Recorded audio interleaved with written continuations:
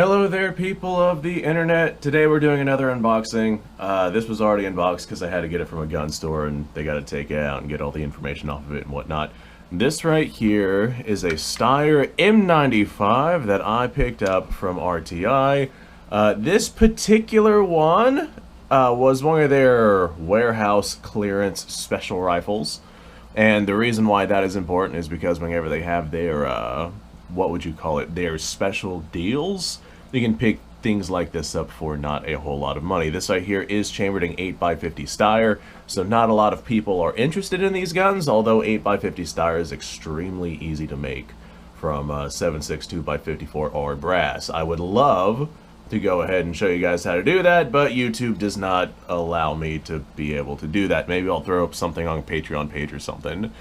But this right here is what we got. I gotta say, considering that this right here was, oh, I don't know if I had to, I can't quite remember how much this one was. I think it was like $120 or something like that. Like a milsurp for $120 in 2024, like no matter what it is that you're getting is going to be one heck of a deal.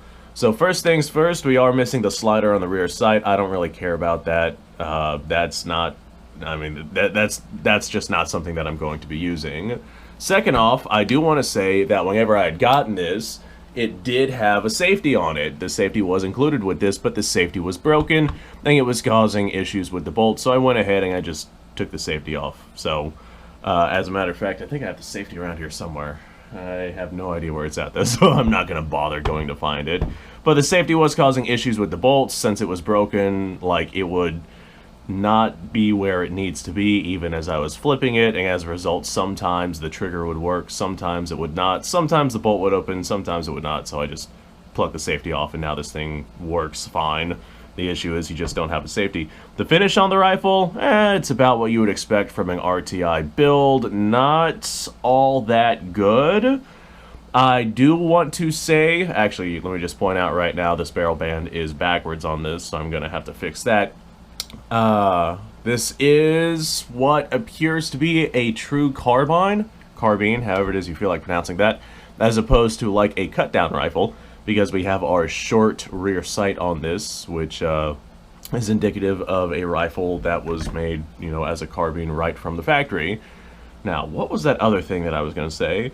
This right here, this particular example is actually in pretty gosh darn good shape, and I think it was because of that broken safety. I think at some point during this rifle's use, that safety was broken, and it was causing issues with the rifle, and then they stuck it in warehouse, maybe to use it as a parts gun, or to use it for repair, or something like that, and then it just never got repaired.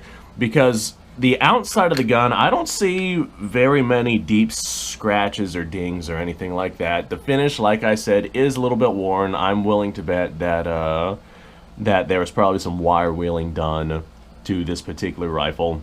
As a matter of fact, we can see evidence of that right here on the wood stock. So wire wheeling was done, which is probably why the finish is not that great. But the bore inside this rifle is actually quite exceptional. Like, this particular one does have a pretty gosh darn good bore. It's not ruthlessly shot out like a lot of your other M95 rifles from RTA that I have seen. So I'm betting that the broken safety, like I've been telling people, if you get yourself a broken rifle, you know, that oftentimes is a blessing in disguise, because those broken rifles are put up and they're used for, you know, either parts guns or they're waiting servicing or something like that, and that never happens, and then you end up with a gun that's actually in quite good condition other than whatever broken part is on it.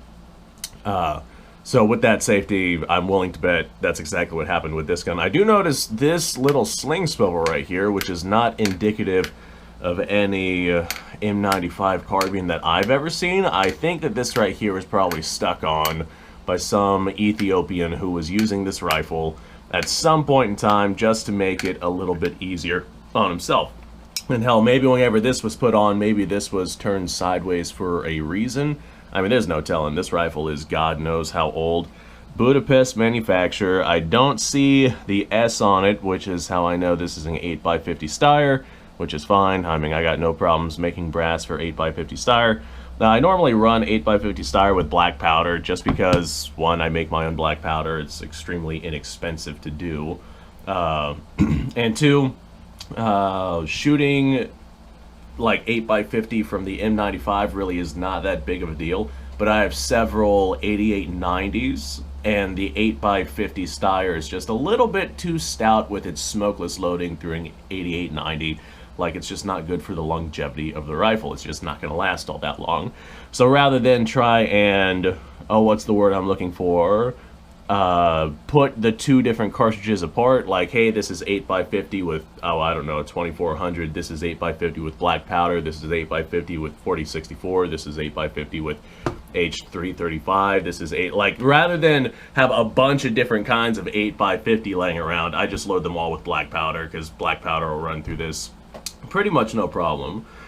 So as far as my impressions of the rifle goes, with the warehouse special deal that I got, I think that I made out pretty gosh darn good. Whenever I open this rifle up, the inside of it is also in pretty gosh darn good shape. Like, this one's not near as dirty as some of the other RTI rifles that I got.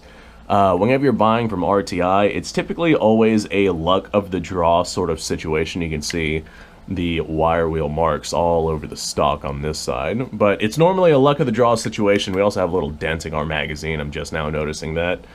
But with the luck of the draw, it looks like the luck of the draw has favored me at this particular time, because I got to say I am quite pleased with this. It's not even that dirty. I mean, granted, I did spritz it down with a little oil, but I didn't exactly clean it. Normally, whenever I handle these guns from RTI, like, I just have so much debris all over my hands, but this one is not the case. I am pleasantly surprised with this little $120 M95. So that is my overview of this particular rifle. I think that it looks very well. I think that it functions. I think the bore is fantastic. Wouldn't it be nice if I bought myself one of these dirt cheap 8x50s and then, like, came across some, or they sent me the wrong gun and, like, I'm getting 8x56 or something like that? That would be that would be pretty cool. Alright, well, thanks for watching, folks. At this point, I'm just going to start rambling, so I'm going to end this video. Thanks for watching. Appreciate your time. Like, subscribe, share. Description below is a link to all sorts of stuff. Go check it out. You guys go off. Have yourself a fantastic day. I'm probably going to grab myself a pair of reverse pliers and see if I can't push these dents out of this magazine. I don't think it's going to cause any issues with the feeding of the rifle, but cosmetically I don't like that. I'll see you on the next episode.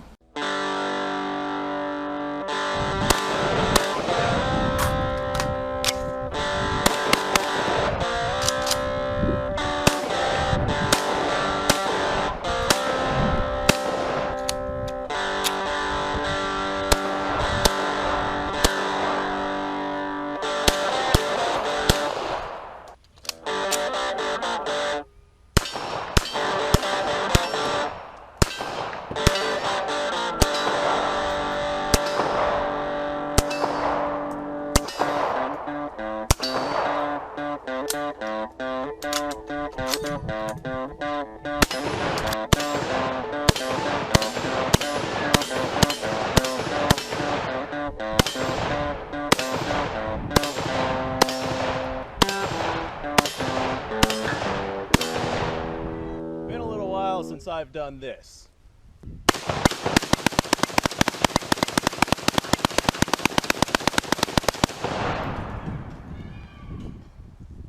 Bonnie and Clyde be damned. The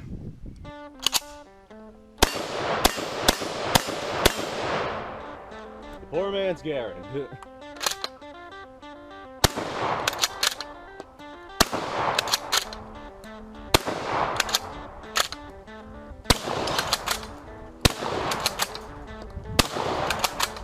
Shame that bolt-action shotguns aren't more mainstream.